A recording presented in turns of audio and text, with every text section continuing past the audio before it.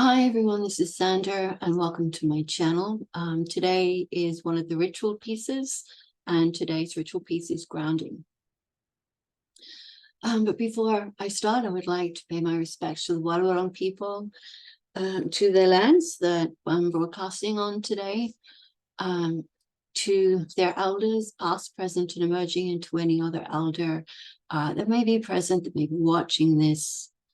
This is, was, and always will be Aboriginal land. Sovereignty was never ceded. This is stolen land. And it's really important that we acknowledge this. Okay.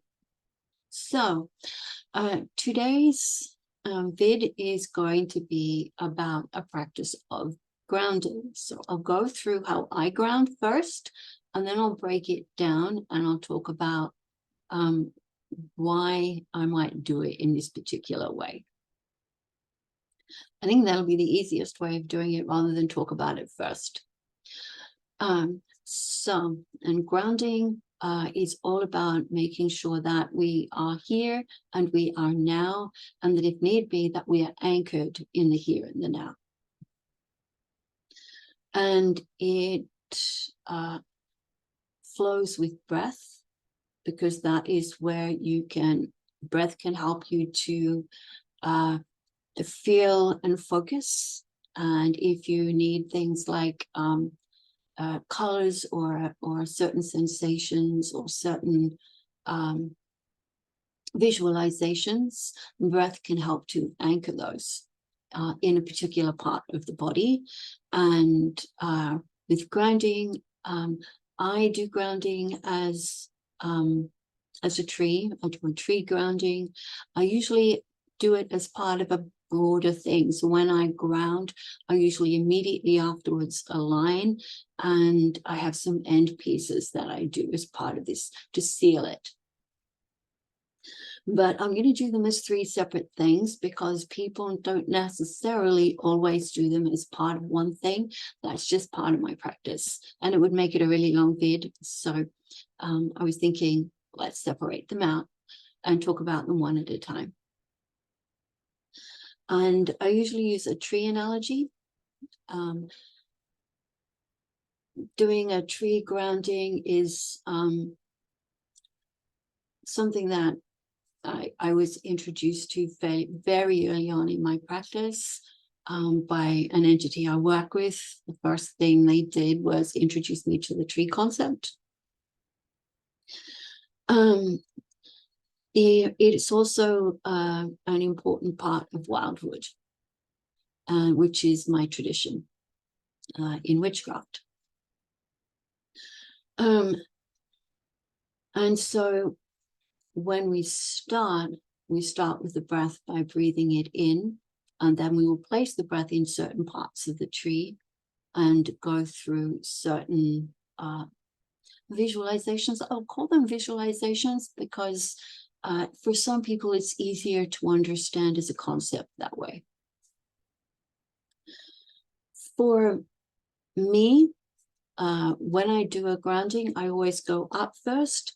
There are other people who will always go down first. I find if I go down first, I get very disconnected. I need to go up first, gather my bits, and then bring them down to anchor. That works much better for me. Otherwise, I end up in the stratosphere and very disconnected and disjointed. So the other way doesn't work as well. Grounding is an individual practice in many ways. You have to sort of feel how it's working for you. But I'll go through how I do it. Another part of grounding before I start is that grounding isn't a trance. Trance takes us out of the here and now to somewhere else. And when we're grounding, we are coming back to the here and now. We don't want to journey somewhere else. We're bringing ourselves to here. So while you can close your eyes or you can do other things, if you drift easy, I would recommend keeping your eyes open because you're more aware that way. Although some of us, it doesn't matter if our eyes are open or closed, we can still drift just as easy. So breathing in and up into our branches, and you may want to move your hands and stuff. I like to move when I do my stuff. So most of my stuff has action associated with what I do. Apologies, I thought I'd just drop that in there before we started. So breathing in, and with the breath, send it up into the branches. Breathe into your branches, branches going up into sun, into moon, into stars, into planets, into solar systems, into universes, into the infinite and beyond, and pull that down through trunk to roots, wide and deep, through soil, through bone, through earth, through rock, through stone, through to the molten core of this planet and beyond, through to ancestral lands, known and unknown, whether they be in this realm or any other.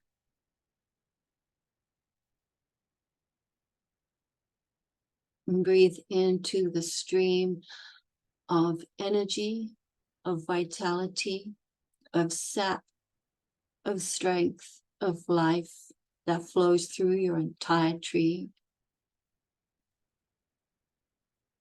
Anything that hinders, blocks, or otherwise obstructs the flow of my river of energy, of vitality, of sap, of strength, of life is eased away, teased away, removed, healed, or otherwise addressed until my stream of energy, of vitality, of strength, of life flows smoothly, easily, strongly, vibrantly throughout my entire tree, throughout all of me, bringing strength, bringing vitality, bringing energy, bringing life to every part of me, to all of me. Breathe into the bark that surrounds and protects my tree. Strengthen any area of weakness. Heal anything that needs to be healed. Cover over any gaps until my bark is thick and strong and protects all of me.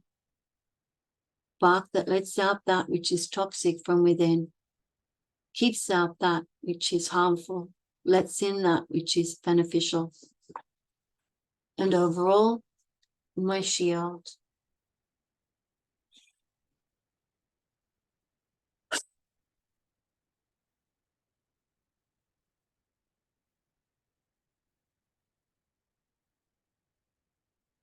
From here, I would normally go into an alignment. So let me break down what I was doing. So I'm very croaky today.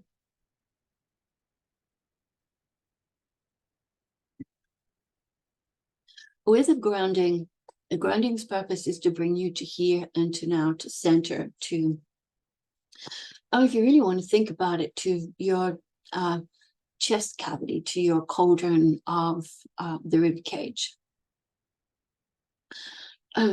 Because that's the very center of a person. The person will go up and down from there, but this is the very center of a person. And so when we come to here and now, this is a place where it will bring us and anchor us. It's a good place to sort of think of as the heart of the working. There are other things that we can use that are external, but I like to think of them as additional tools. And for me, the main part that I need to think about when I am coming to here and to now is to this part here. Part where my heart is, because my heartbeat, if it stops, I don't exist in the same way. I will pass. And my lungs need to breathe. If they don't breathe, the same thing will happen. And I will not be here now anymore, will I? So these things, this particular part of the body is the central anchor. Because essentially we were wanting to stay in the here and now. Are we wanting to make sure that our body is maintained? We're wanting to make sure that we can be associated and anchored into our bodies, rather than drifting off, rather than being elsewhere. It might be because we need to be anchored so that we can do a trance working or some other working. But we start with the breath here and we come back to the breath. And I'll talk about the last part I did, where that might seem like it was an opposite thing, in a bit. So when we breathe in, we breathe into our chest and then we send it up to our branches.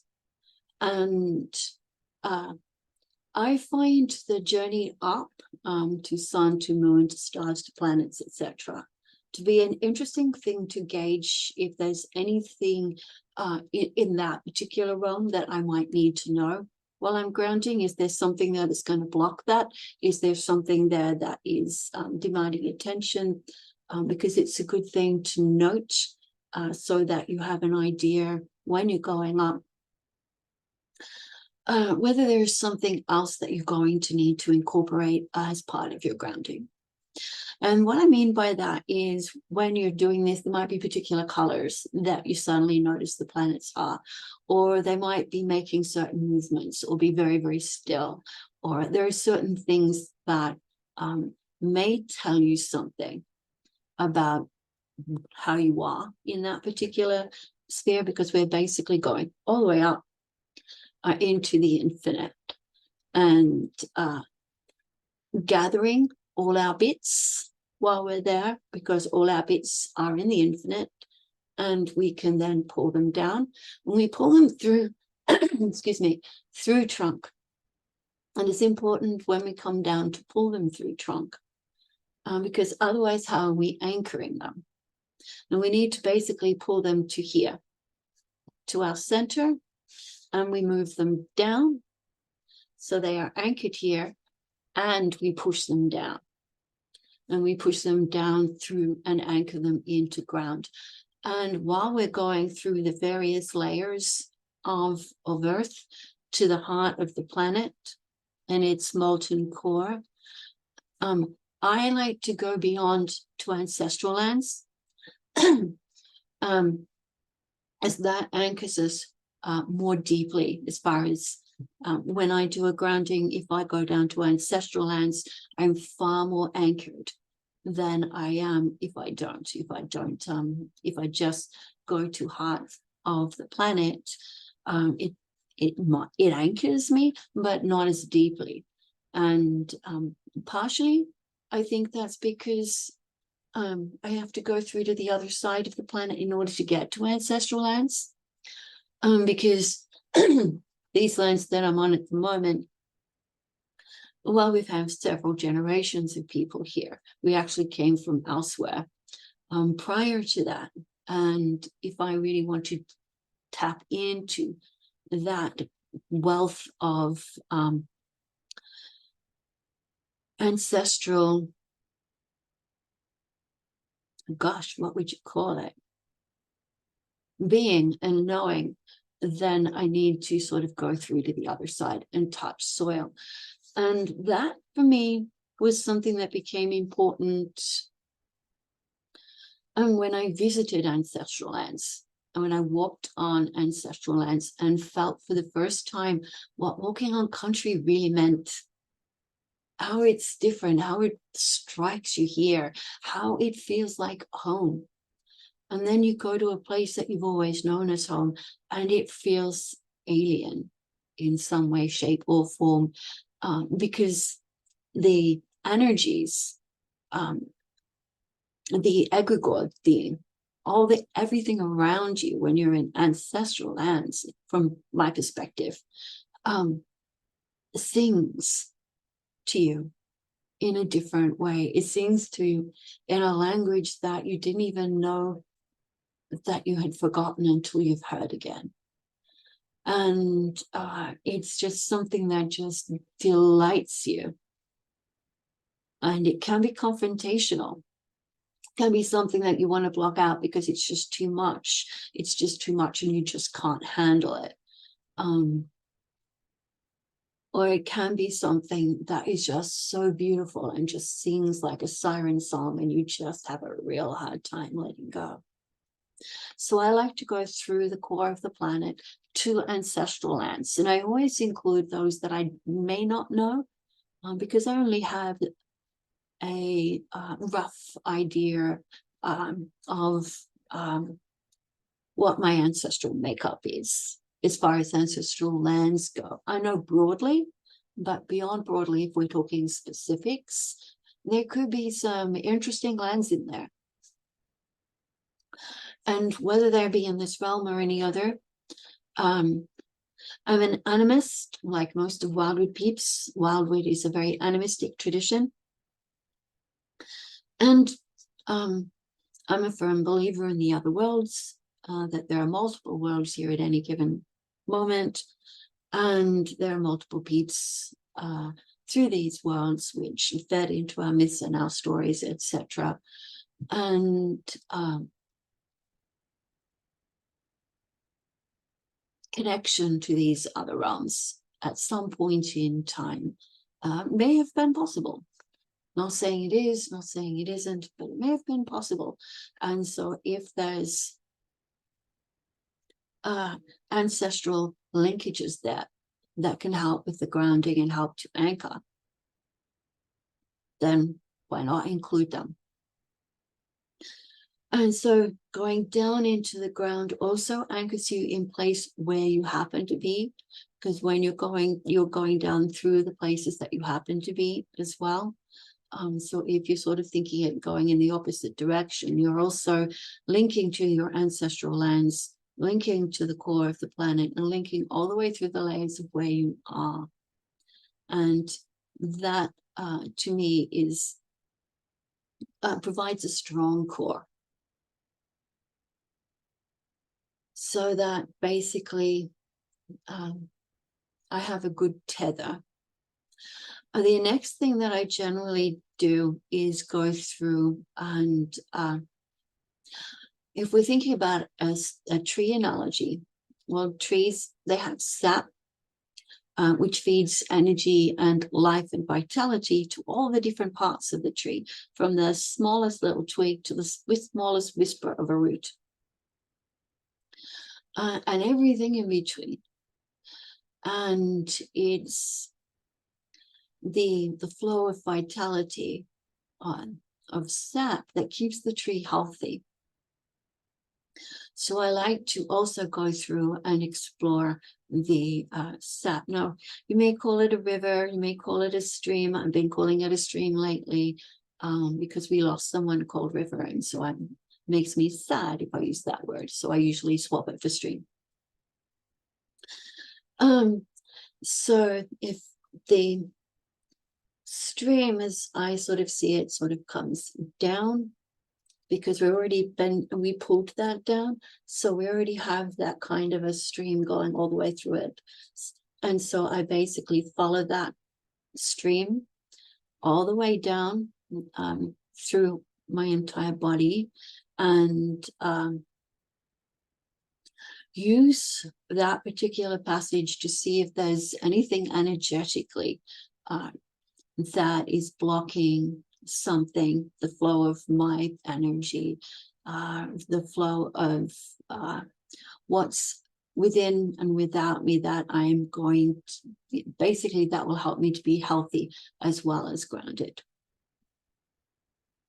So if there's a block there, that block can be cleared as part of my grounding practice. And so that I'm also energized, I'm not lethargic, because if I need to snap back into awareness, I need to be, it might be because I need to move quickly. And so I need to have that vitality, that strength, and that life kept and held within my physical form and within my ethereal form. And so I usually go through that. and just make sure that that is as healthy as it can be. And I just go through all the way down. And then I focus on the bark of the tree. Now, the bark of the tree is kind of like the skin of the tree. It's kind of a shield, but not quite a shield. It's like skin because things move through bark, but it's a layer of protection. It tries to keep certain things out. And just like like human skin, it will expel stuff that doesn't belong there. And so I like to make sure that my bark of my tree is as healthy as it can be, so that it's not patchy, so that if there's a bit that's looking a little bit worse for wear, I can put some extra energy there and make it stronger, so that my bark is strong, healthy, and covers and protects all of me, so that I'm not left vulnerable. Because if I am being grounded so that I can do some trance work or some other world work, I need my physical self to be strong and as protected as I can. Which brings me to the last component. Now, by the time we finish this, we're back to chest, to center. And then I bring up the shield and I push it out. And a shield is just throwing something over my ethereal self, my energetic self. So it's like I've got the tree and I'm just throwing something out that I visualize in a picture, and I'm throwing it on my breath and using my hands to spread it out, so that I have that space between my physical form, my energetic form, so that is protected, or as protected as I can be. So that I can do some other work. Because basically, if I'm grounding, and I'm doing it as part of, let's just say, a ritual piece, whereby I am doing some extensive trancing to meet some Bridget, for example, then I'm going to need my physical self to be strong, so that when I come back from that journey, it will be smooth, and I won't be negatively affected by the journeying. I won't be all dithery when I come back. There will be certain aspects of me that will be very, very strong, and I'll be aware of where I am. I will have more capacity to store and remember what happened in the trance journey, and I will be able to then do something with that. Or if the trance journey or other working is something stronger than that, where we're working perhaps directly with divine, or whether perhaps we're working with another person, but in a way where things are merging and meshing, then we need to make sure that we are strong in who we are, so we don't lose ourselves. And grounding is very, very necessary for that. And the more that we understand how we ground, the easier it is to be able to just do it. Because if we just copy how other people ground, we do it by rote. We don't do it by feeling. Whereas if we understand that, for me, I actually do need to go down first, or for me, it's important if I make sure that I visualize color, a specific color when I do this. All of that kind of stuff helps you to ground it quickly, and so that you are fully present. And whether you happen to be doing something else, if you're doing something else there, you are connected to self and can come back like that and come back strong. Or whatever. The whole point of grounding strongly is that you can come back and remain in the here and now. external things can help.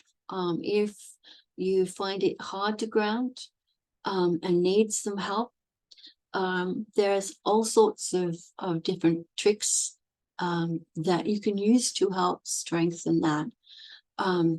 For example, it depends on what you have affinity with. So it's really important to pay attention to what helps to keep you in the here and now. It might be that when you're breathing, you take notice of everything that's around you and feel if there's something in the natural landscape, and that will help you to ground so that you can be close to that or around that and just have that as an external boost. I mean, I like natural embedded stone for that. Trees can get me a little heady, but stone anchors me down. So therefore rocks can be really quite good, and it doesn't have to be some expensive gemstone. It can even just be a piece of gravel or a stone I picked up from somewhere around my home, so long as it's something that when I touch it, I feel that it has an extra grounding aspect for me, and I feel more grounded when I touch it, when I feel more here, when I feel more alert, when I feel more connected to here and now, to myself, to this part of myself, to my heart, my lungs, to that part that is human and embodied.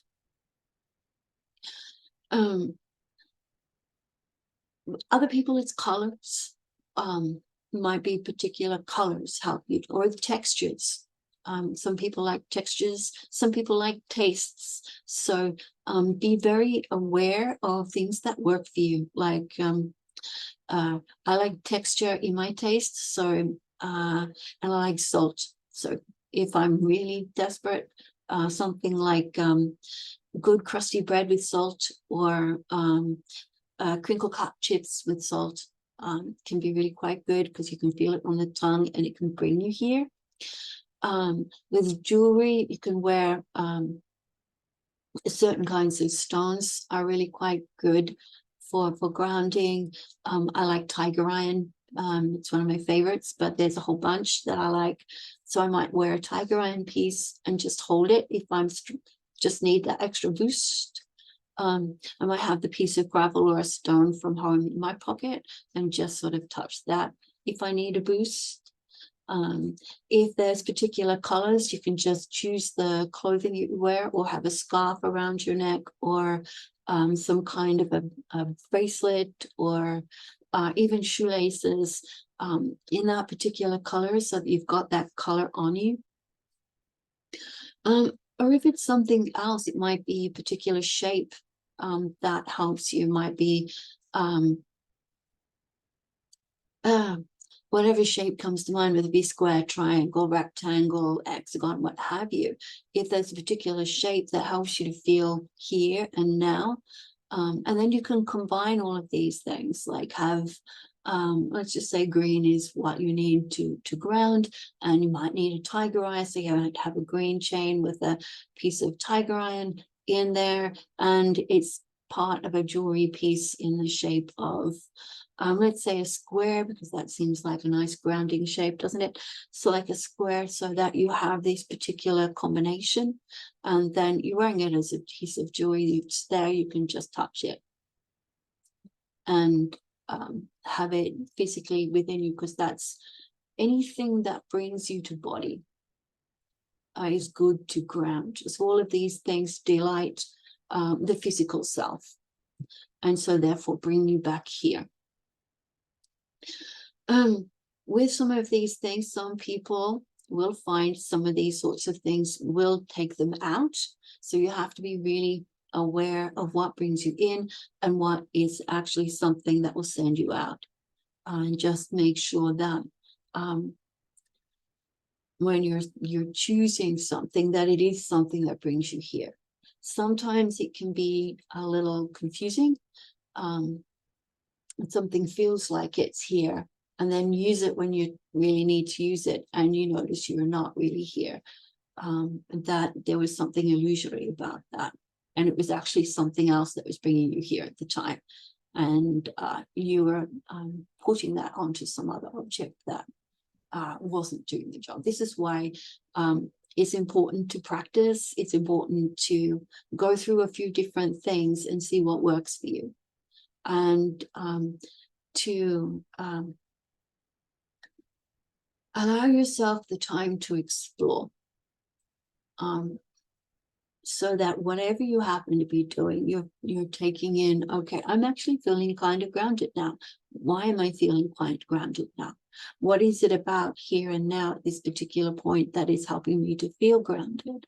And all of that knowledge can help build on something so that if you find yourself in a situation, you are off the ferries, you really need to be here and now, you can do so quickly because you know, okay, I've got this, that, and the other here. I'll use that, and that will help me ground right now.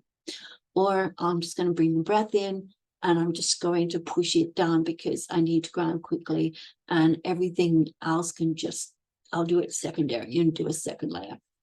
Because you can ground in stages if necessary. I normally do grounding and then alignment, and I'll talk about alignment next time. So it really, for me, doing them together helps me to feel very much strongly grounded. Alignment is a different thing that sort of pulls you, your parts of you into a whole. So I find it, even if I do it really quickly, an alignment straight after a grounding helps me to feel more here and now. But we'll go through grounding another time. I hope you found this useful in some way. But I'll stop it here so it doesn't get too overlong. See what I mean? If I had have done all three, it would have been huge. So take care, and I'll see you next time. Bye.